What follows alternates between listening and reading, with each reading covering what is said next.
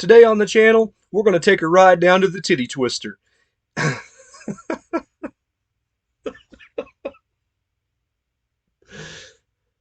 What's going on, guys? Andrew here, and today we're going to take a ride down to the Titty Twister. It's From Dusk Till Dawn next on Drew Reviews.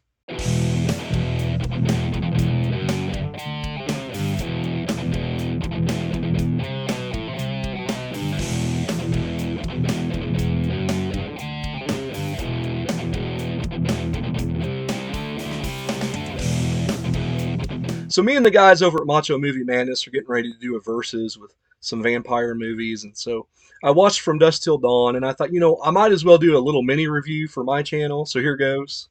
In this movie, you have the Gecko brothers, played by George Clooney and Quentin Tarantino, and they're on the run from the law. They've stolen all this money, and they've killed some people. There's a really explosive scene there in the beginning, but they're trying to get across the border to Mexico to get their cut, their 30% of this money. But the police, like I said, are breathing down their neck. And so they find this family with an RV. And Harvey Keitel is the dad, and he's this preacher who has lost his faith. His daughter is Juliette Lewis, and I'm not sure the son's name. But basically, they hold them at gunpoint and get them to drive them down into Mexico. And it's at that point that they get to the Titty Twister. It's this biker bar, and he's supposed to meet his friend there so they can get their cut of the money. But before that can happen, most of the patrons of the Titty Twister become bloodthirsty, flesh-eating vampires. And the movie is it's hilarious, it's riotous, and it's so much fun. So what I like about this movie is it's just a little bit bipolar. The first 35 to 40 minutes are like this crime thing and them getting across the border. And then the last part of the movie just feels like an entirely different movie. It's like this really high-budget creature feature, and with a lot of legends in it. Tom Savini is in it as Sex Machine. You've got Fred Williamson as Frost. Danny Trejo's in there. Cheech Marin plays like 3 different characters in this movie, one of which he plays the hype man outside the door, and he's talking about the flavors of, that are inside the Titty Twister. And I actually wonder, when he looks back on that now, how he feels about that character. It's kind of funny, but at the same time, that character's kind of cringy. But going back to that first part, I really like the opening scene. It's really tense there, where they've got hostages in the back and the sheriff comes in to get a beer. I really appreciate that scene. The rest of the stuff is okay up until they leave for the Titty Twister. Harvey Keitel in this movie plays this preacher, and he's supposed to have lost his faith in God. And this might be one of my least favorite Harvey Keitel performances. He's not given a lot to do until like the very end of the movie. The rest of the main cast is okay. The kid brother, I've never seen him in anything. Robert Rodriguez, who directed this, casts a lot of people that he knows, so I'm assuming he knew that kid. Juliette Lewis is all right in this. Quentin Tarantino in this movie is basically playing Quentin Tarantino in this movie. He's this weird sex fiend who's got a foot fetish. He rapes and kills this woman and lets Salma Hayek put her toes in his mouth. I don't really feel like he was acting. I feel like that's that weird guy. And most of the time, I really don't like his dialogue in movies, but he didn't bother me so much in this. But when that character died, I wasn't all that sad about it at the same time. And George Clooney in this movie, even though this might not be one of his best performances, this is one of my favorite George Clooney performances, because you don't get to see him work with guns very often and weapons. And he's got a real presence about him. He handles them really well in this movie, especially there at the end, where the K&B crew bring in all these vampires. And I like just about everything that goes on there at the Titty Twister bar. I felt like it went on for just a little bit long, if you know what I mean. Because they got this resistance force of, the 5 of those characters. And then, of course, you got Fred Williamson and Sex Machine. And I love Tom Savini's character. He's got this gun on his crotch where it opens up and this gun comes out and shoots. Fred Williamson, I love seeing in this. He's in a lot of blaxploitation films, and I've really liked him in just about everything I've seen him in. He really does make for an ugly vampire, though. The prosthetic makeup they gave him, I'm like, he doesn't really look like a vampire. I'm not sure what he looks like, but it was just a little bit off. Danny Trejo made a good vampire. I thought the music in this movie was pretty good. I thought the effects in this movie were pretty good. From what I read, apparently, when they were killing the vampires, they couldn't use red blood because they had so much violence and boobs and everything else in this movie. is going to get an X rating. So they've got green blood. So when they're staking people, green blood's shooting up everywhere. And it's actually a pretty good visual. You wouldn't think you would like that, but it looks like antifreeze coming out of these things. But as a vampire movie, I liked it quite a bit. I like most of the stuff at the Titty Twister. I really like that last scene in the movie where they show the back of the bar and it pulls back, and there's this hole where they've taken all these truckers because it's kind of like a motorcycle truck stop type thing, and they've pushed them all in this hole and hid it back behind the building. That's a really good reveal, and that might be my favorite shot from the entire movie. But this movie had a lot of elements that I like. It's got the folklore of the vampire, and it's got gunplay and a little bit of crime element. Just a lot of fun with this. Overall, I would go 7.5 out of 10 for From Dusk Till Dawn. I think it is a fun movie. It's definitely worth a watch. Not with kids because there's a lot of topless scenes, a lot of cussing, some implied rape, and some other things. But if you're just going to watch it by yourself, it's definitely worth a watch. And I would definitely recommend it to anybody who is a fan of the vampire genre. Yeah, it's not true to like Dracula and that thing, but this movie is a lot of fun.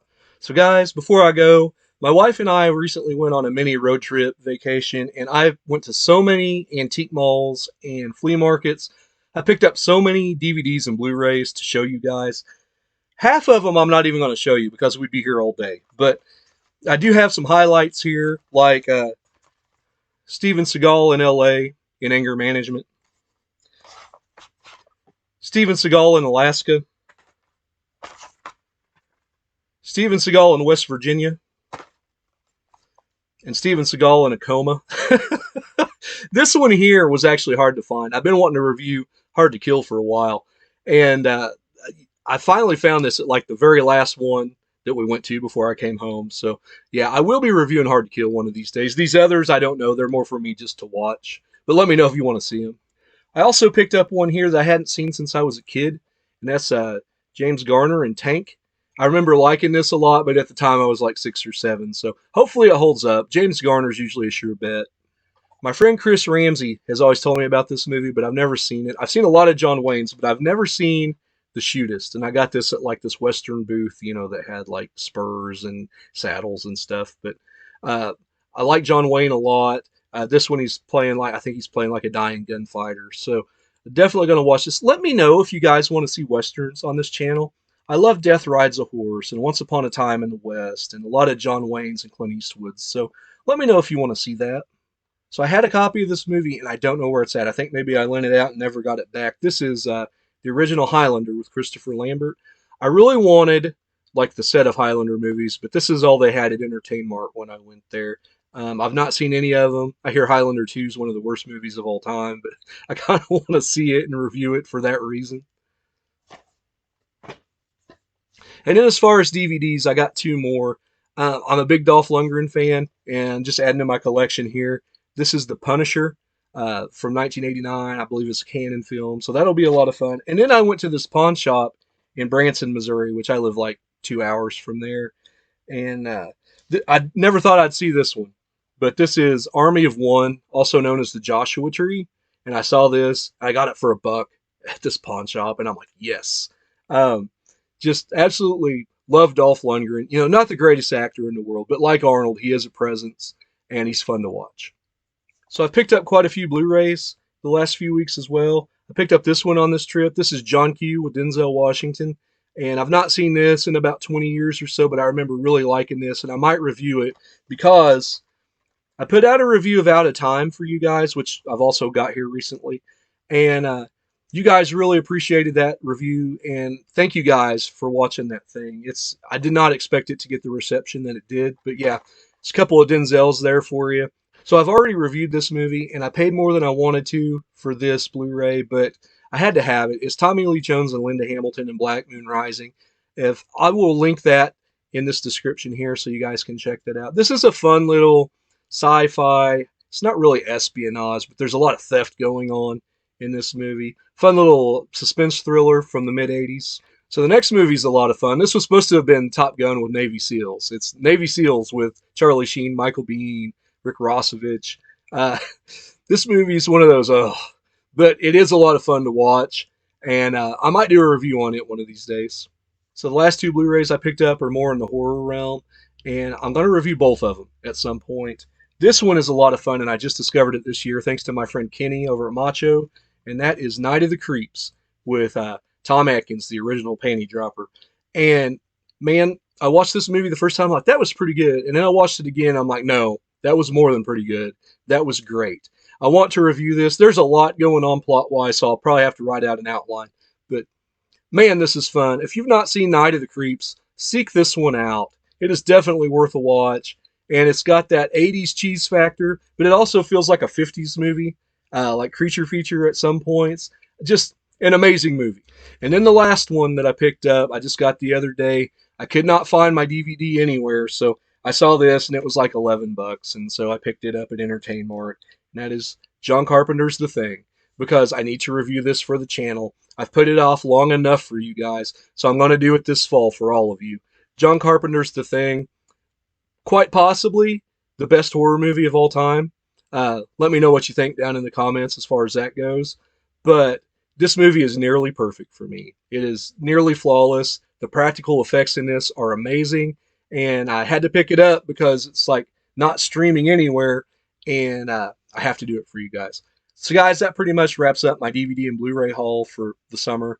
Let me know down in the comments what you'd like to see reviewed, and give me a like and subscribe if you haven't done that and you like what you see. And as always, I'm Andrew, and I'll see you down the line.